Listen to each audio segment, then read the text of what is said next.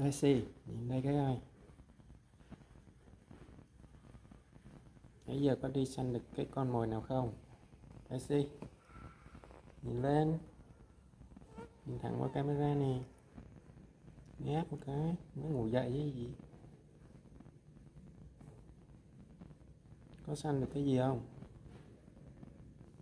Đang nhìn gì thế? Nhìn qua đây coi. Nhìn qua đây. Mắt thì to, chân thì đầy móng vuốt. Làm gì thế? Nhìn lên.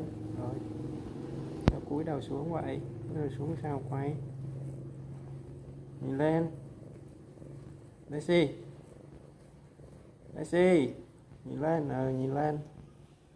Nhìn thẳng đây nè.